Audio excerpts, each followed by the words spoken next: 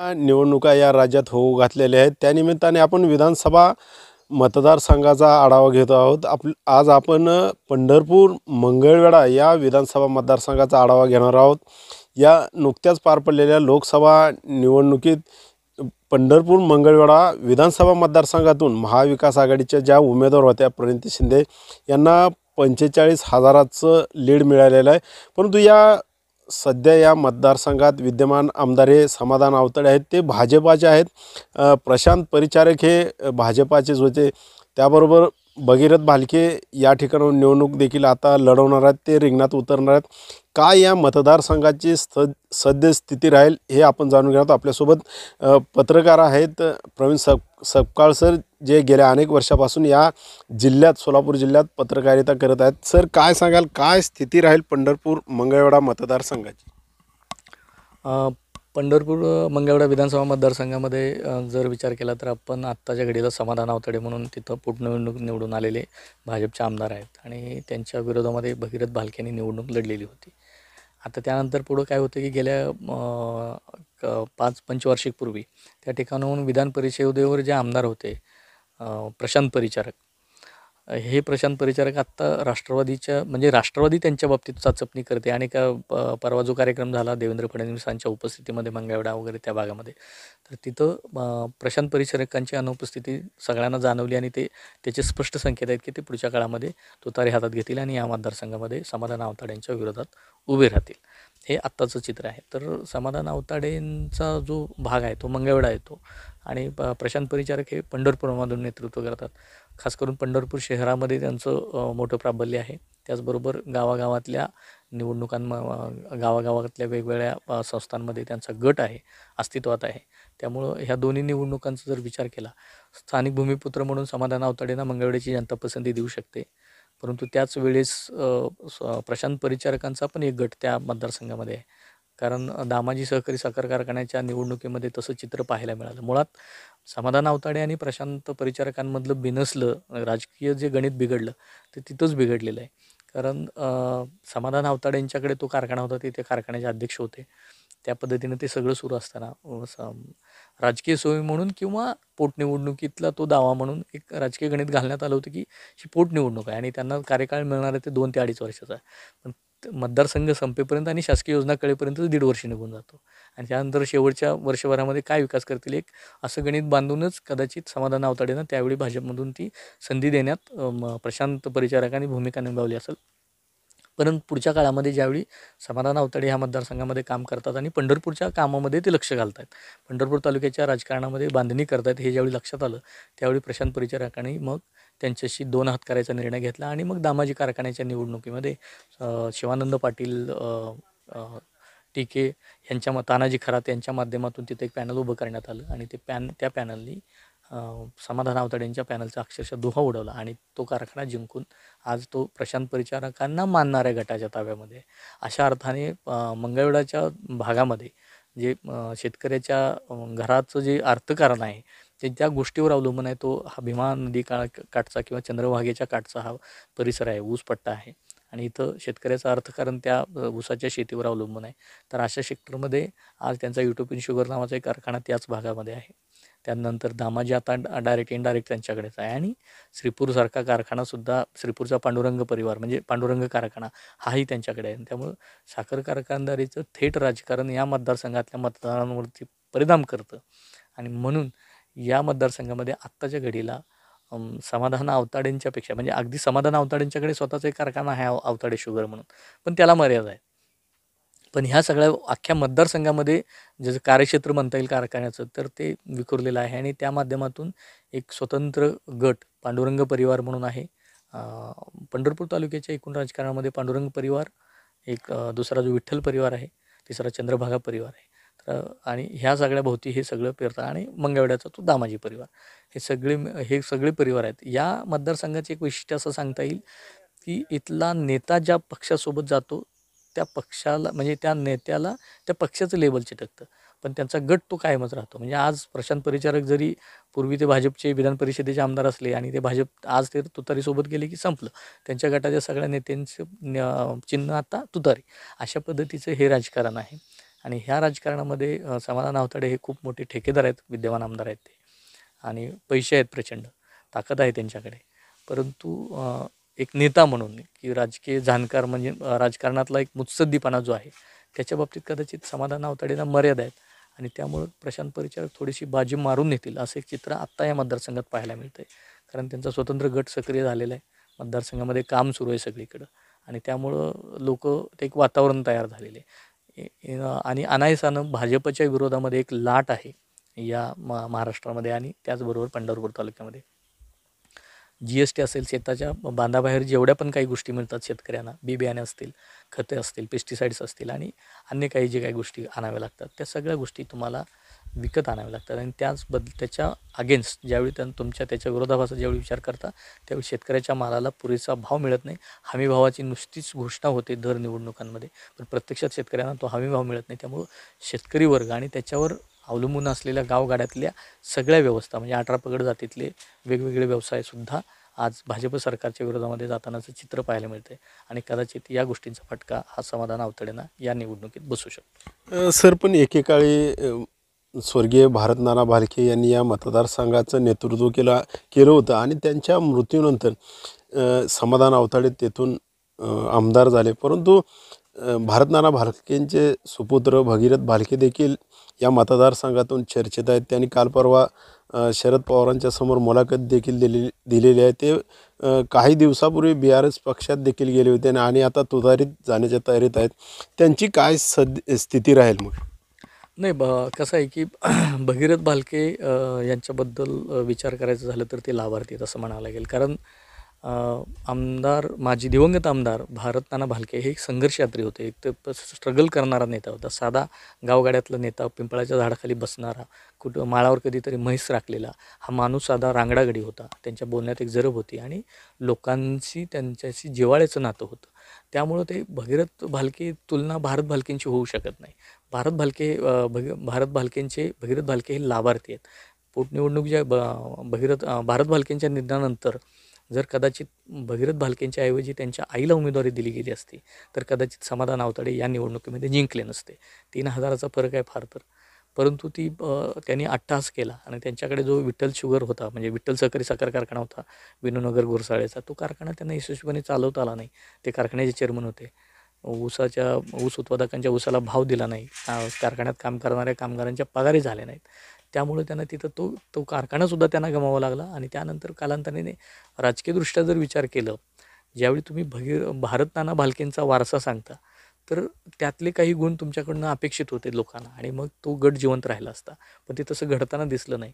तुम्ही ऐनवेळी राजकीय आपण एक म्हणतो ना, राजकारणामध्ये काही निर्णय महत्त्वाचे असतात आणि ते जर चुकले तर त्याची दुरुस्ती होता होता राजकारण संपून जातं. तर तसंच काहीतरी प्रकार भगीरथ भालकेंच्या बाबतीत होताना दिसतं. त्यांनी त्यांच्या जीवनातली सगळ्यात मोठी चूक काय केली तर त्यांनी BRSमध्ये प्रवेश केला आणि राज्याचे संघटक वगैरे अशा पद्धतीचे, म्हणजे मग KCR यांना पंढरपूरच्या पांडुरंगाच्या दर्शनाला वगैरे आणून एक राज्यात एक वातावरण निर्मितीचा त्यांनी प्रयत्न केला नाही असं नाही, पण ते राजकीयदृष्ट्या परिपक्व नसल्याचं चिन्ह त्यातनं दिसून आलं.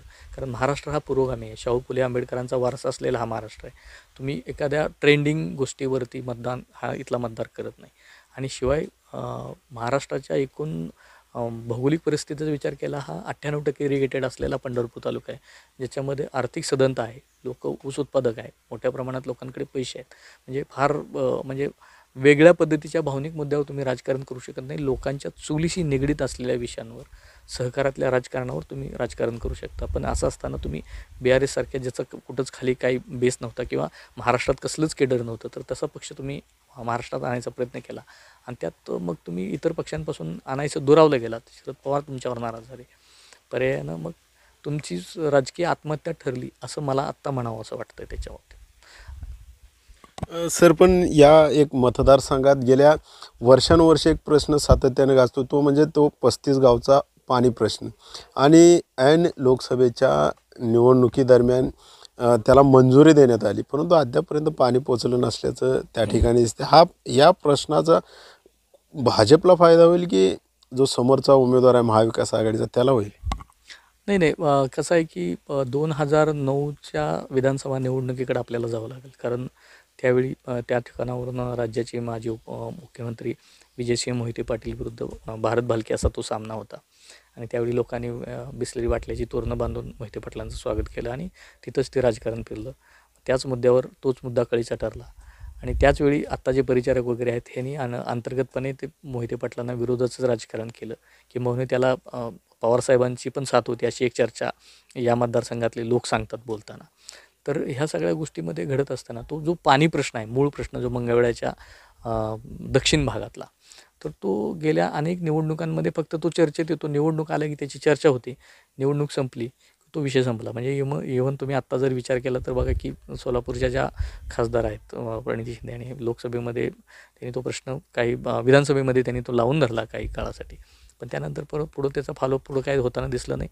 आत्ता जे महायुती सरकारकडून किंवा देवेंद्र फडणवीस परवा आल्यानंतर त्यांनी सांगितलं की सुप्रमा निघाल्या किंवा ते मंजुरी झाल्या तर त्याला वर्क ऑर्डर आणि हे सगळं होईल. पण मुद्दा हा आहे की तुमचं कागद आणि त्याचं प्लॅन एस्टिपन आणि ठेकेदाराच्या माध्यमातून ते काम होऊन प्रत्यक्ष लोकांना पाणी कधी मिळेल हा जो एक प्रश्न आहे, ह्याचं उत्तर आत्ता पण नाही आहे. ते भौगोलिकदृष्ट्या शक्य नाही आहे किंवा राजकीय इच्छाशक्तीचा अभाव आहे किंवा ते बजेटच्या बाहेर आहे. या सगळ्या गोष्टी याच्या पाठीमागे आहेत. असं असताना त्या मुद्द्याचं राजकारण होताना दिसतं आणि प्रत्येक वेळी आश्वस्त करणं, निवडणुका झाली की तिचा विसर पडणं आणि पुन्हा 5 वर्षानंतर पुन्हा तोच प्रश्न उपस्थित होणं, ही या प्रश्नाच्या बाबतीतली आत्तापर्यंतची वस्तुस्थिती आहे. आणि आत्ता जरा ते थोडंसं वाटतंय आकार घेते अशी परिस्थिती आहे, परंतु त्याच्या श्रेयवादाची लढाई सुरू होईल. आज जरी समाधान आवताडेंनी कार्यक्रम घेऊन किंवा उपमुख्यमंत्री देवेंद्र फडणवीसांनी येऊन तो कार्यक्रम आम्ही ती योजना मार्गी लावतो किंवा जे काही सांगितलं आहे, तर उद्या असं प्रशांत परिचारक ते पण म्हणू शकतात की मी पण आमदार होतो भाजपचा त्यावेळी आणि मी पण माझ्या पद्धतीने प्रयत्न केलेले आहेत. त्यामुळे त्याचं श्रेय या दोघांना पण घेण्याबरोबरच भारत भालकेंना पण जातं, म्हणजे जुन्या सगळ्याच नेतृत्वांना जातं त्याच्यामध्ये, जी आत्ता ती स्टेटस आहे. परंतु जसं त्या योजनेचे यश ह्या सगळ्यांना जातं तसं त्या योजनेचे अपयश ह्या सगळ्यांच्या माथे पडेल असं मला वाटतं आहे. आणि त्यामुळे तो प्रश्न सुटावा ही प्रामाणिक इच्छा आहे. पण आता माहीत नाही, बघूयात आता काय या निवडणुकीमध्ये त्याला किती जोर येतो त्या विषयाला. सर, परंतु या मतदारसंघात असणाऱ्या काशेगाव या ठिकाणी नुकतीच जी काही MIDC आहे तिला मंजुरी मिळाली आणि समाधान आवताडे आहेत आणि त्यांचे समर्थक त्यांनी जल्लोष देखील केला. काय फायदा होईल का या निवडणुकीत त्याचा? नाही बघा, हे सगळे आपण जसं बघतोय देशामध्ये, राज्यामध्ये, तर राजकीय जुमला म्हणावला गेलेला. कारण कसं आहे की एक प्रोसेस आहे MIDC होण्यासाठी, त्याचे ॲक्विजिशन असेल, ह्या सगळ्या गोष्टी आहेत. बाकी मंजुरी आणणं, कागद तयार करणं म्हणजे ते प्रत्यक्षात येणं असं नव्हे. आणि हे कसं आहे, हे गणित काय आहे की मी तुमच्या भागात येऊन हे मी करतो आहे हे दाखवण्याचा एक प्रयत्न आहे समाधान आवताडेंचा त्या निमित्ताने पंढरपूरमध्ये. कारण वसंत देशमुख जे आहेत ते परिचारकांचे समर्थक राहिलेले आहेत. आणि आता ते भोसले ते असे 3-4 मिळून ते शरद पवारांच्याकडे गेले होते की परिचारकांना उमेदवारी वगैरे नको असा जो एक विषय आहे. तर ह्याच्यामध्ये काय होणार आहे की दुसऱ्या फळीतले जे नेते आहेत ह्या निवडणुकीमध्ये त्यांच्या वेगवेगळ्या गोष्टींचं आश्वासन किंवा एक शब्द म्हणतो ना आपण राजकारणामध्ये, एक शब्द घेणं, तर ते शब्द मिळवण्यासाठी किंबहुना काही आर्थिक गोष्टींच्या तडजोडीसाठीच आज ह्या गोष्टीमध्ये म्हणजे दावे प्रतिदावे किंवा वेगवेगळ्या पद्धतीच्या भूमिका घेताना दिसत आहेत. पण प्रत्यक्षात ज्यावेळेस लढायची वेळ तेव्हा प्रशांत परिचारक विरुद्ध समाधान आवताडे अशीच ती लढाई असेल. भगीरथ भालके जर लढले तिसरी शक्ती म्हणून, तर ते मतविभाजनाचा एक मोहरा म्हणून भगीरथ भालकेंचं या मतदारसंघातलं म्हणजे हे असेल, काय म्हणता येईल त्याला, की भूमिका असेल ती त्यांची. परंतु ते काय आमदार होतील असं मला वाटत नाही. म्हणजे तेवढ्यापर्यंत त्यांची आता ती परिस्थिती राहिलेली नाही त्यांच्यासाठी. आणि MIDC असेल किंवा ह्या ते 35 गावच्या पाण्याचा प्रश्न असेल, पंढरपूर, मला सांगा आता नमामी चंद्रभागा असा एक विषय झालेला होता पाठीमागे, खूप गाजा होता. म्हणजे नमामी चंद्रभागेच्या धर्तीवर, नमामी गंगेच्या धर्तीवर नमामी चंद्रभागा आपण करायचं असं म्हटलेलं होतं. कुठे आहे आता ते सगळं? तर हे सगळं निवडणूक आलं की येतं आणि निवडणुकी गेले की आपोआप जातं असंच म्हणावं लागेल. सर, नुकत्याच लोकसभा निवडणुका पार पडल्या आणि या लोकसभा निवडणुकीत समाधान आवताडे असतील, प्रशांत परिचारक असतील, हे महायुतीच्या उमेदवाराकडून प्रचार करत होते. परंतु या ठिकाणाहून महाविकास आघाडीच्या ज्या उमेदवार होत्या प्रणिती शिंदे यांना 45,000चं मताधिक्य मिळालं. जवळपास मोहोळ विधानसभा मतदारसंघानंतर या ठिकाणी पंढरपूर मंगळवेढा मतदारसंघातून 45,000चं लीड मिळालं. काय कुणाला फायदा होईल मग? हे आता लोकसभेला तरी इथला मतदार महाविकास आघाडीच्या मागे गेलेला आहे. आता काय स्थिती राहील मग? नाही बघा, ह्या मतदारसंघाचा जर आपण विचार केला तर 2014 असेल, 19 असेल, ह्या दोन्ही तिन्ही लोकसभा निवडणुकांमध्ये मोहोळ आणि पंढरपूरनं म्हणजे सुशीलकुमार शिंदेनं साथ दिल्याचं आपल्याला पाहिलं. भले सुशीलकुमार शिंदे त्या निवडणुकांमध्ये पराभूत झाले असले तरी. पण कालच्या 2024च्या लोकसभा निवडणुकीमध्ये एक असं गणित होतं की मतदार एकीकडे आणि नेते दुसऱ्या बाजूला, अशी परिस्थिती तयार झाली होती. मुळात नेत्यांचं ऐकण्याच्या परिस्थितीमध्ये गावगाड्यातले कार्यकर्ते तयार नव्हते, मतदारही त्याच मानसिकतेत होता. आणि मग जसं मी सांगितलं की भाजपच्या विरोधात अँटी इन्कम्बन्सी लोकांमध्ये आहे आणि त्यांनी जे काही शेतीविरोधी धोरणं अवलंबलेली त्याचा विरोध, त्याची प्रतिक्रिया ही या निमित्ताने होती. पण दुसऱ्या बाजूला जी काही यंत्रणा आवळणं म्हणतो आपण, किंवा एक यंत्रणा लावणं, किंवा आपली सक्षम कार्यकर्त्यांची फळी उभं करणं आणि त्या पद्धतीने तो प्रचार करणं, ते तसं कुठं राम सातपुतेंच्या बाबतीत घडताना दिसलेलं नाही. त्याचं कारण असं आहे की स्वतः समाधान आवताडे हे ठेकेदार आहेत आणि त्यांचं माळशिरस तालुक्यामध्ये काम चालू असताना त्यांच्या हातीमध्ये मुरुम उपसणे ह्या सगळ्या गोष्टींसाठी राम सातपुतेंनी त्यांच्यावर प्रेम केलं, अशी एक चर्चा त्यावेळी होती. आणि किंबहुना तो एक कदाचित कुठंतरी एक किंतु परंतुचा मुद्दा या दोघांमध्ये, आवताडे आणि राम सातपुतेंच्यामध्ये होता. दुसरीकडे तालुक्याच्या एकूण राजकारणामध्ये विचार केलं तर प्रशांत परिचारकांचा एक गट आणि समाधान आवताडेंचा गट असं भाजप म्हणून कार्यरत होते. पण त्यांच्यातलं वितुष्ट मात्र तामाजी कारखान्यापासून सुरू झालेलं जे होतं ते काही संपलेलं नव्हतं. त्यामुळं काय झालं की गावागावात ज्यावेळी बूथ वाईज मांडणी करायची वेळ आली तर पार्टीनं असं सांगितलं होतं की 3 बूथ जर तुम्हाला असतील, 7 बूथ असतील तर 7पैकी 3 तुम्हाला आणि 3 आवताडेंना असं दिलं होतं. आणि ज्या ब्लॉकमधून तुमचं जास्त मतदान होईल, जो मतदान जास्त खेचून आणेल त्याला उमेदवारी देऊ, असा एक शब्द त्यावेळी पक्षश्रेष्ठीने त्यांना दिला होता. परंतु त्यांना ते देता आलं नाही दोघांना बिन अपेक्षित. 45,000चं ते बॅकफूट, 45,420 मतांनी ते बॅकफूटवर गेलेले आहेत. त्यामुळं कदाचित हा वेगळा विषय झाला. आणि प्रशांत परिचारक किंवा परिचारक सुधाकर परिचारकांपासून परिचारक घराणे हे राजकीयदृष्ट्या मुत्सदी राजकारण करत आलेलं आहे. कारण जातीय मतदारांचा जर अभ्यास केला आपण तर अल्पसंख्याक असलेल्या परिचारकांना पंढरपूर तालुक्यानं सातत्यानं साथ दिल्याचं आपल्याला वारंवार पाहायला मिळालेलं आहे. तर त्यामुळं कसं आहे की ती गणितं घालण्यात ते यशस्वी होतात. म्हणजे मध्यंतरी एकदा प्रशांत परिचारकांनी एका काय म्हणता येईल त्याला की मिलिटरीमॅनच्या पत्नीच्या अनुषंगाने एक वक्तव्य केलं होतं आणि ते वादग्रस्त ठरलं. राज्यभर देशभर त्यांची निंदा झाली. परंतु तरीही त्यानंतरच्या जिल्हा परिषद आणि पंचायत समितीच्या निवडणुकामध्ये त्यांच्या गटाच्या जागा निवडून आल्या. तिथं जिल्हा परिषद सदस्य आले, पंचायत समिती आली. ह्याचा अर्थ काय होता की लोक भावनिक मुद्द्यांपेक्षा या मतदारसंघात गटाच्या आणि आपल्या रोजीरोटीच्या प्रश्नाला प्राधान्य देतात. तशा स्वरूपाची संधी म्हणून लोकांनी प्रशांत परिचारकांना दिली. मग ती जी एक तो एक जो त्यांच्या राजकीय करिअरमधला जो एक डाग होता त्यांनी तो पुसला. आणि त्यानंतर आता ते पुन्हा एकदा नव्यानं या मतदारसंघात 2-3 कारखान्याच्या माध्यमातून गावागावातल्या गटाच्या नव्या जुन्या कार्यकर्त्यांचा मेळ घालून मोठ्या ताकदीनं त्याने आपलं एक स्वतःचं स्थान निर्माण केलेलं आहे आत्ता परत. म्हणजे कसं झालं होतं की भारत भालके ज्यावेळी हयात होते त्यावेळी प्रशांत परिचारक पराभूत झाले, सुधाकर परिचारक पराभूत झाले. पण त्यानंतर जी एक पोकळी निर्माण झाली होती ती व्यापता आली नाही भगीरथ भालकेनं. आणि त्यामुळं नाहीसं त्याचं नेतृत्व इनडायरेक्टली ते परिचारकांकडे गेलं. कल्याण काळेचा जो भाग आहे तो काय म्हणता येईल उत्तर आणि पश्चिमेच्या साईडला तो भाग आहे. त्यामुळे त्यांचा या बागायत पट्ट्यामध्ये किंवा ह्या विधानसभा मतदारसंघात फारसा काही प्रभाव नाही आहे. त्यामुळं राहिलेला विषय तो अभिजित पाटलांचा होता. पण आत्ता ते जात आहेत माढ्यामध्ये, म्हणजे ते इच्छुक आहेत, जात आहेत म्हणजे आता त्यांची तयारी तिकडून सुरू झाली. त्यामुळे आता इथं सामना होईल तो समाधान आवताडे विरुद्ध प्रशांत परिचारक असंच राहिले. आणि तिसरा उमेदवार म्हणून जर आले म्हणजे आता संख्येनं भरपूर येतील याच्यामध्ये दावेदार, परंतु निर्णायक मतांचे जे मालक असतील हे 3 जण असतील. आणि त्याच्यामध्ये आत्ता तरी चित्र असं दिसतंय की मराठा आंदोलन असेल, भाजप विरोधातली लाट असेल तर प्रशांत परिचारकांचं पारडं आत्ता जड दिसतंय मला. सर, शेवटचा प्रश्न, शरद पवार नेमका आता कोणाला बळ देतील? भगीरथ भालकेने देखील मुलाखत दिलेली आहे. मग प्रशांत परिचारक का भगीरथ भालकेंना बळ देतील शरद पवार? नाही बघा का मी तेच सांगतोय की महाराष्ट्राच्या राजकारणामध्ये शेवटी शरद पवार हे मॅजिक फिगरला प्राधान्य देतात. आणि मॅजिक फिगर ज्याच्याकडे असेल तोच तिथला उमेदवार असेल हे मात्र निश्चित आहे. आजच्या घडीला भगीरथ भालकेंच्याकडे कुठलीच म्हणजे काही ठराविक लोकांच्या पलीकडे त्यांची ही नाही, आता त्यांची स्ट्रेंथ नाही आहे. आणि गेल्या काही दिवसांपासून वर्षभरापासून साधारणपणे म्हणजे इव्हन मला असं वाटतं की कधी की प्रशांत परिचारकाने यावेळी उमेश परिचारकांचा सुद्धा पर्याय इथं समोर येऊ शकतो. कारण परिचारकांची एक स्वतंत्र यंत्रणा आहे.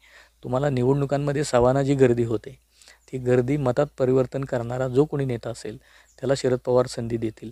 आणि त्यामुळं कसं आहे की म्हणजे आपण महाराष्ट्रामध्ये बघतो की राज ठाकरेंच्या सभांना 1.5 लाखाची गर्दी असते आणि प्रत्यक्षात मतदान त्यांच्या पक्षाच्या नेत्यांना होत नाही. तर तशी गर्दी या मतदारसंघामध्ये काही भावनिक मुद्दे काही चालणार नाही.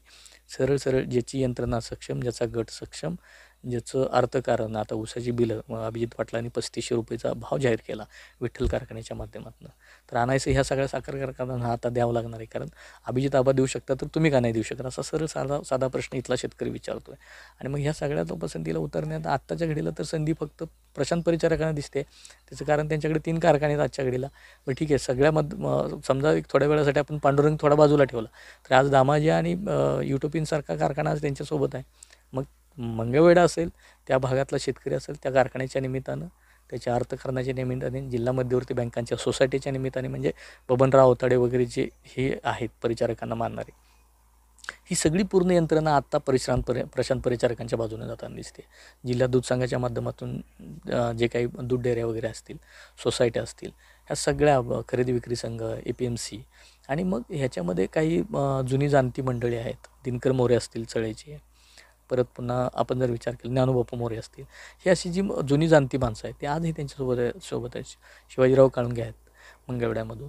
तर ह्या लोकांचं, पवार आहेत जेव्हा काँग्रेसचे जेव्हा प्रभारी जिल्हाध्यक्ष होते, ही जी माणसं आहेत ना, हे काही ना काही आपल्या भागामध्ये वजन ठेवून आहेत आणि आज ते कुठंतरी प्रशांत परिचारकांच्या बाजूला कौल देताना दिसतात. आणि दुसरं म्हणजे राज्यात जे एक महाविकास आघाडीचा पॅटर्न तयार झाला आहे त्याच्यामध्ये तशी शिवसेना तिथं प्रभावी नाही आहे त्या मानानं, परंतु काँग्रेस राष्ट्रवादीच्या नेत्यांमध्ये मात्र ते आजही तिथं कायम आपलं अस्तित्व टिकून आहेत. आणि ह्या सगळ्याचं एक गणित जुळून येताना दिसतंय. आणि मग त्याच्यामध्ये मग तात्कालिक मुद्दे असतील, प्लस शरद पवारांना मानणारा एक मतदार आहे आणि शरद पवारांना मानणारा एक मतदार या मतदारसंघामध्ये आहे आणि मराठा आरक्षणाचा जो एक मुद्दा आहे तर तो एक मुद्दा प्रशांत परिचारकांना फायद्याचा ठरू शकतो. कारण सातत्याने मराठा मतदार ज्यावेळी परिचारकांच्या विरोधात गेला त्यावेळी परिचारकांचा पराभव झाल्याचं आपल्याला पाहायला मिळालं. त्यामुळे ह्या निवडणुकीत आत्ता ही जी विधानसभा होईल त्याच्यामध्ये आत्ताच्या घडीला राष्ट्रवादी शरद पवार गटाकडून प्रशांत परिचारक हे मैदानात एक तगडे मल्ल म्हणून आत्ता तरी दिसत आहेत. अजून निवडणुका यायला आणि प्रचाराच्या रणधुमाळीमध्ये अजून तात्कालिक काही गोष्टी घडायला किंवा काही काटावरच्या 15% मतांची जी लोकं आहेत तर त्यांच्यासाठी अजून पर्याय उपलब्ध आहे. आणि 1.5 महिन्यानंतर चित्र साधारणपणे स्पष्ट होईल. आपण जर पाहिलं तर पंढरपूर मंगळवेढा मतदारसंघात सध्या चुरस पाहायला मिळते. या ठिकाणून भाजपाकडून समाधान आवताडे उतरण्याची शक्यता आहे. तर सरांनी आता सांगितल्याप्रमाणे तुतारीकडून शरद पवारांच्या राष्ट्रवादीकडून प्रशांत परिचारक हे दावेदार ठरू शकतात. त्याचबरोबर भगीरथ भालकेंनी देखील तयारी केलेली आहे. परंतु मतदार हा कोणाला कौल देतो हे पाहणं महत्त्वाचं ठरणार आहे. Ashok Kamble, max Maharashtra news, Solapur.